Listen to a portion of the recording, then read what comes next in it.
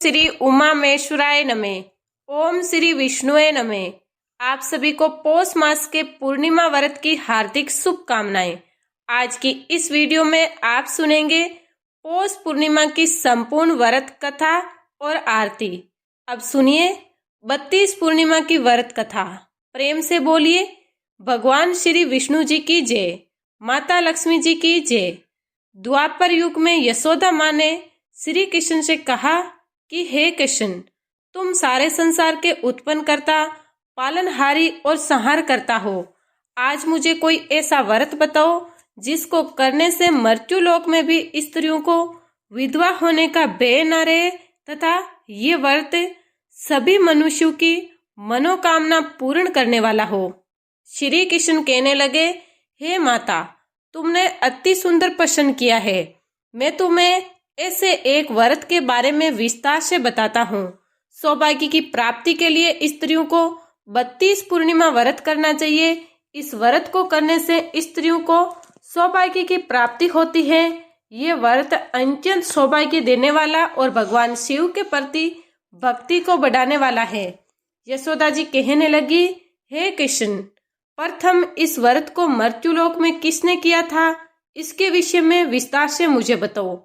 श्री कृष्ण कहने लगे, इस भूमंडल पर अनेक प्रकार के रत्नों से परिपूर्ण कार्तिका नाम की एक नगरी थी। वहां चंद्रहास नामक राजा राज्य करता था। उसी नगर में धनवेश्वर नाम का एक ब्राह्मण रहता था और उसकी स्त्री अति सुशीला रूपवती थी। दोनों ही उस नगरी में बड़े प्रेम से रहते थे। घर में धन धान्य आदि की कोई कमी नहीं थी, परंतु उनको बहुत बड़ा दुख था कि उनकी कोई संतान नहीं है। एक समय एक बड़ा योगी उसी नगर में आया। वह योगी उस ब्राह्मण के घर को छोड़कर अन्य सभी घरों से भिक्षा लेकर भोजन किया करता था। वह रूपवती से कभी भिक्षा नहीं लेता था। एक दिन वे योगी रूपवती से भिक्षा न लेकर किसी अन्य घर से भिक्षा लेकर गंगा किनारे जाकर भीषण को प्रेम पूर्वक ग्रहण कर रहा था कि धनवेश्वर ने योगी का ये सब कार्य देख लिया। अपनी भिक्षा के अनादर से दुखी होकर धनवेश्वर योगी से बोला, हे महात्मन, आप सब घरों से भिक्षा लेते हैं, परंतु आप मेरे घर की भिक्षा कभी नहीं लेते, इसका क्या कारण है?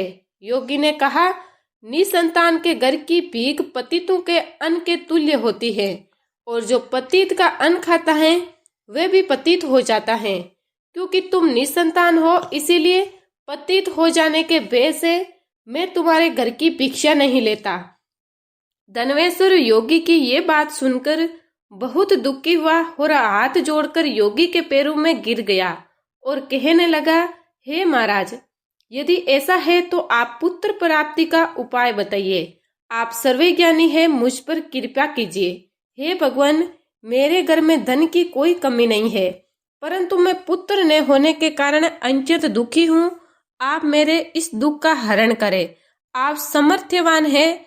ये सुनकर योगी कहने लगा, हे ब्राह्मण, तुम चंडी की आराधना करो। घर आकर उसने अपनी पत्नी से सब वृतांत कहा और स्वयं तप करने के लिए वन में चला गया। वन में जाकर उसने चंडी की उपासना की और उपवास किए। चंडी ने 16वें दिन उसको सपने में दर्शन दिया और कहा, धनवेश्वर, जा, तेरे घर पुत्र होगा, परंतु वह 16 वर्ष की आयु में ही मृत्यु को प्राप्त हो जाएगा। यदि तुम पति पत्नी 32 पूर्णमासियों का व्रत विधि पूर्वक करोगे तो वह दीर्घ आयु हो जाएगा। जितनी तुम्हारी सामर्थ्य हो, आटे के दिए बनाकर शिवजी भगवान का पूजन करना, परंतु पूर्णमासी के व्रत 32 होने चाहिए। प्राप्त काल होने पर इस स्थान के समीप तुम्हें आम का वृक्ष दिखाई देगा। उस पर चढ़कर तुम एक फल तोड़कर शीघ्र ही अपने घर चले जाना और अपनी पत्नी से सब वृतांत कहना। ऋतु स्नान के पश्चात वह शौच होकर श्री शंकर भगवान का ध्यान करके उस फल को खा लेगी। शंकर भगवान की कृपा से उसको गर्भ हो जाएगा।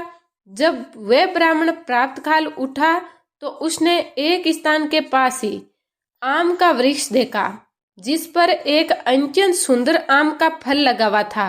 उस ब्राह्मण ने उस आम के वृक्ष पर चढ़कर फल को तोड़ने का प्रयत्न किया, परंतु वृक्ष पर कई बार प्रयत्न करने पर भी वह चढ़ नहीं पाया। तब उस ब्राह्मण को बहुत चिंता हुई। तब विघ्न विनाशक श्री गणेश भगवान की वंदना करने लगा। हे दयानिधे, अपने भक्तों के विघ्नों का नाश करके उनके मंगल कार्य को करने वाले, दुष्टों का नाश करने वाले, रिद्धि सिद्धि प्रदान करने वाले, आप मुझ पर कृपा करके इतना बल दे कि मैं अपने मनोरथ को पूरा कर सकूं। इस प्रकार गणेश जी की प्रार्थना करने पर उनकी कृपा से गणेश्वर वृक्ष पर चढ़ गया और उसने सुंदर आम के फल को तोड़ लिया। और धनवेश्वर ने सोचा कि वरदान से फल मिला था तो वो यही है और कोई फल तो दिखाई ही नहीं दे रहा है। धनवेश्वर ब्राह्मण ने जल्दी से घर जाकर अपनी पत्नी को वह फल दे दिया और उसकी पत्नी ने अपने पति के कहे अनुसार उस फल को खा लिया और वे गर्भवती हो गई। देवी जी की असीम कृपा से उसे एक अत्यंत सुंदर पुत्र उत्पन्न हुआ, जिसका नाम उन्हें देवीदास रखा। माता पिता के हर्ष और शोक के साथ वे बालक शुक्ल पक्ष के चंद्रमा की भांति अपने पिता के घर में बड़ा होने लगा। माता भवानी की कृपा से वह बालक बहुत ही सुंदर, सुशील, विद्या पढ़ने में बहुत ही निपुण हो गया। दुर्गा जी की आज्ञा अनुसार उसकी माता ने 32 पूर्णमासी का व्रत रखना आरंभ कर दिया, जिससे उसका पुत्र बड़ी आयु वाला हो जाए। 16वां वर्ष लगते ही देवीदास के माता पिता को बड़ी चिंता हो गई कि कहीं उनके पुत्र की इस वर्ष मृत्यु ना हो जाए। इसीलिए उन्होंने अपने मन में विचार किया कि यदि ये दुर्घटना उनके सामने हो गई तो वे कैसे सहन करेंगे। इसीलिए उन्होंने देवीदास के मामा को बुलाया और कहा, हमारी एक बहुत बड़ी इच्छा है कि देवीदास 1 वर्ष तक काशी में जाकर विद्या अध्ययन करे और उसको अकेला भी नहीं छोड़ना चाहिए। इसीलिए आप साथ चले जाइए और 1 वर्ष के पश्चात इसको वापस ले आना।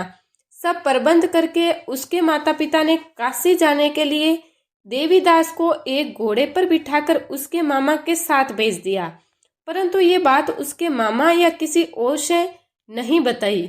धनवेश्वर तथा उसकी पत्नी ने अपने पुत्र की मंगल कामना तथा दीर्घ आयु के लिए भगवती दुर्गा की आराधना और पूर्णमासियों का व्रत करना आरंभ कर दिया। इस प्रकार बराबर 32 पूर्णमासी के व्रत को उन्होंने पूरा किया। कुछ समय पश्चात एक दिन वे मामा और भांजा मार्ग में रात बिताने के लिए किसी गांव में ठहरे हुए थे। उस दिन उस गांव में ब्राह्मण की अत्यंत सुंदर, सुशीला, गुणवती कन्या का विवाह हो रहा था। जिस धर्मशाला के अंदर वर और उसकी बारात ठहरी हुई थी, उसी धर्मशाला में देवीदास और उसके मामा भी ठहरे हुए थे। संयोगवश कन्या को तेल आदि चढ़ाकर मंडप आदि का कार्य किया तो लगन के समय वर को धनुवार तो हो गया। इसीलिए वर के पिता ने अपने कुटुंबियों से विमर्श करके निश्चय किया कि ये देवीदास मेरे पुत्र जैसा ही सुंदर है, मैं इसके साथ ही लगन करवा दूं और बाद में विवाह के अन्य कार्य मेरे लड़के के साथ हो जाएंगे। ऐसा सोचकर देवीदास के मामा से जाकर बोला कि तुम थोड़ी देर के लिए अपना भांजा हमें दे दो, जिससे विवाह के लगन का सब कार्य सुचारू रूप से हो सके। तब देवीदास का मामा कहने लगा, जो कुछ भी वधू पक्ष से कन्यादान के समय वर को मिले वे सब हमें दे दिया जाए तो हमारा भांजा इस बारात का दूल्हा बन जाएगा। ये बात वर के पिता ने स्वीकार कर लेने पर उसने अपना भांजा वर बनने के लिए भेज दिया और उसके साथ सब विवाह कार्य विधि पूर्वक संपन्न हो गए। पत्नी के साथ वे भोजन करने के पश्चात बहुत उदासीन और दुखी हो गया। उसने सब बातों को वर के पिता और उसके मामा में हुई थी लड़की को बता दी। तब कन्या कहने लगी, ये ब्रह्म विवाह के विपरीत कैसे हो सकता है। देव, ब्राह्मण और अग्नि के सामने मैंने आपको ही अपना पति माना है, इसीलिए आप ही मेरे पति हैं। मैं आपकी ही पत्नी रहूंगी, अन्य किसी की नहीं। देवीदास ने कहा, ऐसा मत कहिए, क्योंकि मेरी आयु बहुत कम है। मेरे पश्चात आपकी क्या गति होगी, इन बातों को अच्छी तरह विचार कर लो। परंतु वे दृढ़ विचारों वाली लड़की थी। वह बोली, जो आपकी गति होगी वही मेरी गति होगी। प्रातःकाल देवीदास ने अपनी पत्नी को 3 नागों का जड़ी हुई एक अंगूठी दे दी। एक रुमाल दिया और बोला, प्रिय इसे ले लो और संकेत समझकर स्थिरचित हो जाओ। मेरा मरण और जीवन जानने के लिए एक पुष्प वाटिका बना लो, उसमें सुगंध वाली एक नवमल्लिका लगाओ। सो उसको प्रतिदिन जल से सिंचा करो और आनंद के साथ खेलो कूदो और उत्सव मनाओ। जिस समय और जिस दिन मेरा मरणांत होगा ये फूल सूख जाएंगे और जब ये फिर से हरे हो जाए तो समझ लेना मैं जीवित हूँ। ये बात निश्चय करके समझ लेना, इसमें कोई भी संशय नहीं है। इतना कहकर देवीदास वहां से चला गया। प्रातः काल होते ही वहां पर गाजे बाजे बजने लगे और जिस समय विवाह कार्य समाप्त करने के लिए वर तथा सब बाराती मंडप में आए तो कन्या ने वर को भली प्रकार से देखकर अपने पिता से कहा, ये मेरा पति नहीं है। मेरा पति वही है जिसके साथ रात्रि में मेरा पारणिग्रह हुआ है तथा जिसके साथ मेरा विवाह नहीं हुआ। यदि ये वही पुरुष है तो बताइए कि मैंने इसको क्या दिया है। वधु पक्ष और कन्या पक्ष कन्यादान के समय जो आभूषण आदि दिए गए थे वो दिखाए तथा रात में क्या गुप्त बातें मैंने इनसे कही वे सब सुनाई। पिता ने उससे के कहे अनुसार वर को बुलाया। कन्या की ये सब बातें सुनकर वे कहने लगा, मैं नहीं जानता। इसके पश्चात लज्जित होकर वे वहां से चला गया और सारी बारात भी अपमानित होकर वहां से लौट गई। भगवान श्री कृष्ण बोले, हे माता, इस प्रकार देवीदास काशी विद्या अर्जन के लिए वहां से चले गए। और जब कुछ समय बीत गया तो काल से प्रेरित होकर एक सर्प रात्रि के समय उसको डसने के लिए वहां पर आया। उस विषधर के प्रभाव से उसके सेन का स्थान चारों ओर विषैल की ज्वाला से विषैला हो गया, परंतु व्रत के प्रभाव से उसको काट नहीं पाया, क्योंकि पहले ही उसकी माता ने 32 पूर्णमासियों का व्रत रखा था। इसके बाद मध्याह्न के समय स्वयं काल वे आया, जिसके शरीर से प्राणों को निकालने का प्रयत्न करने लगा, जिससे वह मूर्छित होकर पृथ्वी पर गिर गया। उसी समय माता पार्वती के साथ भगवान शंकर वहां आ गए। उसको मूर्छित दशा में देखकर माता पार्वती जी शंकर जी से प्रार्थना की, हे महाराज, इस बालक की माता ने पहले ही 32 पूर्णिमा का व्रत पूरा किया था, जिसके प्रभाव से आप इसको प्राणदान दे। माँ भवानी के कहने पर भक्तवत्सल भगवान शिव जी ने उसको प्राणदान दे दिया। इस व्रत के प्रभाव से काल को भी पीछे हटना पड़ा और देवीदास स्वस्थ होकर बैठ गया। उधर उसकी पत्नी उसके काल की प्रतीक्षा किया करती थी। तब उसने देखा उस पुष्प वाटिका में पुष्प कुछ भी नहीं रहे तो उसको अत्यंत आश्चर्य हुआ। लेकिन जब वह जैसे ही हरी भरी हो गई तो वह जान गई कि अब उसका पति ठीक ठाक है, वह जीवित हो गया है। ये देखकर वह बहुत प्रसन्न हो उठी। अपने पिता से कहने लगी, पिताजी, मेरे पति जीवित है, आप उनको ढूंढिए। जब 16वां वर्ष व्यतीत हो गया तो देवीदास भी अपने मामा के साथ काशी से चला गया। इधर उसके ससुर उसको ढूंढने के लिए अपने घर से जाने ही वाले थे कि वे दोनों मामा भांजे वहां पर आ गए। उनको आया हुआ देखकर उनके ससुर को बड़ी प्रसन्नता हुई और वे उन्हें अपने घर ले गए। उस समय नगर के निवासी भी वहां इकट्ठे हो गए और सब ने निश्चय किया कि अवश्य ही इसी बालक के साथ कन्या का विवाह हुआ था। उस बालक को कन्या ने जब देखा तो पहचान लिया कि ये तो वही है जो संकेत करके गया था। कुछ दिन बाद देवीदास ने अपनी पत्नी और मामा के साथ अपने ससुर के घर से बहुत सारे उपहार लेकर अपने माता पिता के घर गए। अपने गांव के निकट पहुंचने पर कई लोग उसे देखकर उसके माता पिता को पहले ही खबर देने चले गए कि तुम्हारा पुत्र देवीदास अपनी पत्नी और मामा के सहित आ रहा है। ऐसा समाचार सुनकर माता पिता को विश्वास नहीं हुआ, परंतु जब और लोगों ने भी जाकर यही बात उन्हें बताई तो उनका बड़ा आश्चर्य हुआ। लेकिन थोड़ी देर में देवीदास ने आकर अपने माता पिता के चरणों में अपना सर रखकर प्रणाम किया और उसकी पत्नी ने अपने सास ससुर के चरणों को स्पर्श किया तो माता पिता ने अपने पुत्र और पुत्रवधू को हृदय से लगा लिया और दोनों की आंखों में प्रेम आंसू बहने लगे। अपने पुत्र और पुत्रवधू के आने की खुशी में धनवेश्वर ने बड़ा ही भारी उत्सव किया और ब्राह्मणों को दान दक्षिणा देकर प्रसन्न किया।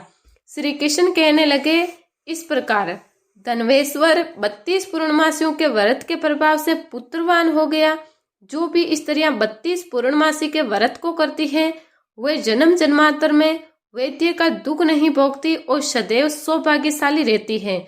व्रत करने वाला चाहे स्त्री हो या पुरुष, शंकर भगवान की कृपा से संसार के सकल आनंद भोगकर अंत में आवागमन रहित होकर शिवलोक को प्राप्त होता है।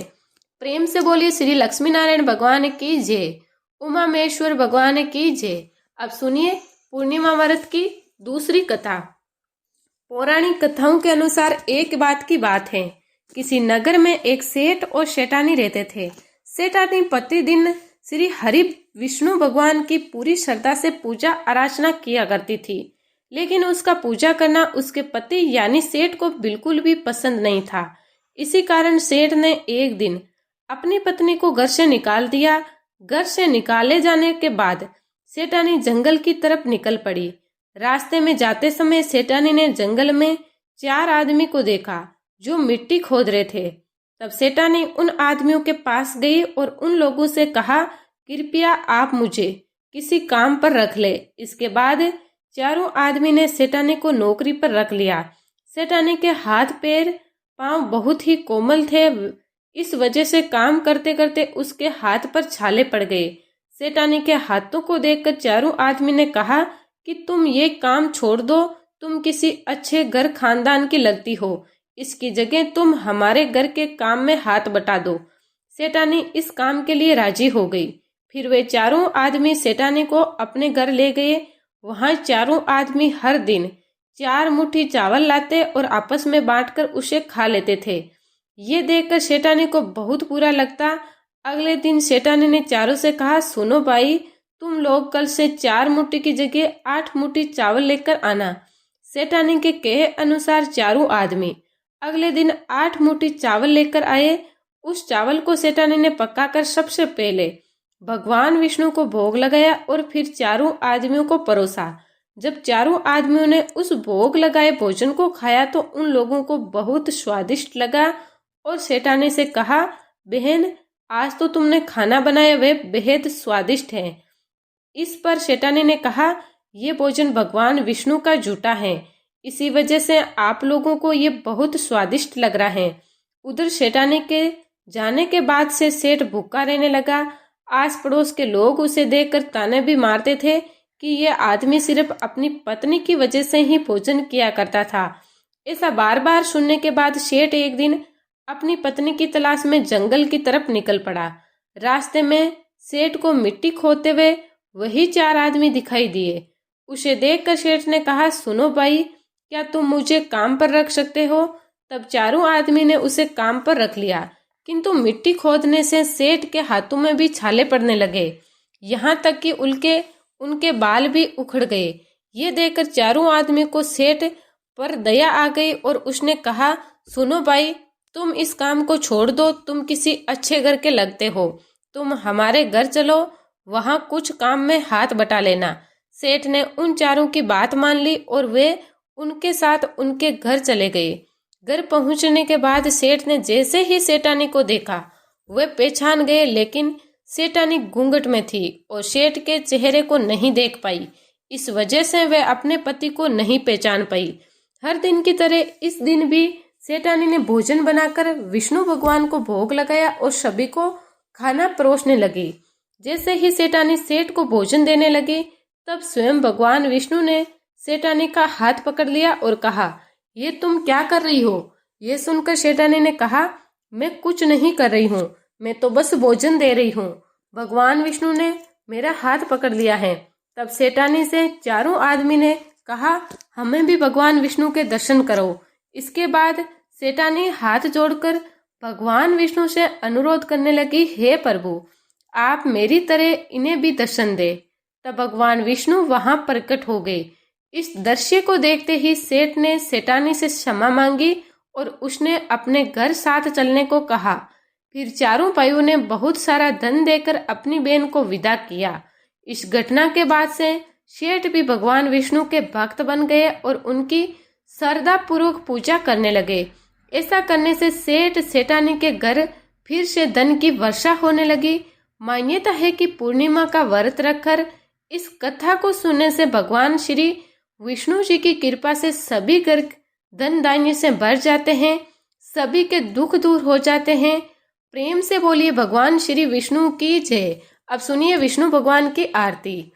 जगदीश हरे स्वामी जय जगदीश हरे, भक्त जनों के संकट क्षण में दूर करे। ओम जय जगदीश हरे, जो जावे फल पावे, दुख बिन से मन का, सुख संपत्ति घर आवे, कष्ट मिटे तन का। ओम जय जगदीश हरे, माते पिता तुम मेरे, शरण गहूँ किसकी, तुम बिन और न दूजा, आस करूँ जिसकी। ओम जय जगदीश हरे, तुम पूर्ण परमात्मा, तुम अंतर्यामी, पार ब्रह्मा परमेश्वर, तुम सबके स्वामी। ओम जय जगदीश हरे, तुम करुणा के सागर, तुम पालन करता, मैं मूर्ख खल कामी, कृपा करो भरता। ओम जय जगदीश हरे, तुम ओ एक अगोचर, सबके प्राणपति, किस विधि मिलूं दया में, तुमको मैं कुमति। ओम जय जगदीश हरे, दीन बंधु दुख हरता, तुम ठाकुर मेरे, अपने हाथ उठाओ, द्वार पड़ा तेरे। ओम जय जगदीश हरे, विषय विकार मिटाओ, पाप हरो देवा, श्रद्धा भक्ति बढ़ाओ, संतन की सेवा। ओम जय जगदीश हरे, तन मन धन और संपत्ति सब कुछ है तेरा, तेरा तेरा तुझको अर्पण, क्या लागे मेरा। ओम जय जगदीश हरे, श्री जगदीश्वर स्वामी जी की आरती जो कोई नर गावे, केते शिवानंद स्वामी, केते शिवानंद स्वामी, मन वांछित फल पावे। ओम जय जय जगदीश हरे, जय जगदीश हरे, स्वामी जय जगदीश हरे, भक्त जनों के संकट क्षण में दूर करे। ओम जय जगदीश हरे, ओम जय जगदीश हरे, ओम जय जगदीश हरे। प्रेम से बोलिए भगवान विष्णु जी की और माता लक्ष्मी जी की जय। आपको ये कथा पसंद आई हो तो वीडियो को लाइक करिएगा, शेयर करिएगा, कमेंट में भगवान श्री लक्ष्मी नारायण जी और श्री उमा महेश्वर भगवान की जय जरूर लिखिएगा और साथ ही चैनल को सब्सक्राइब जरूर करिएगा। इसी के साथ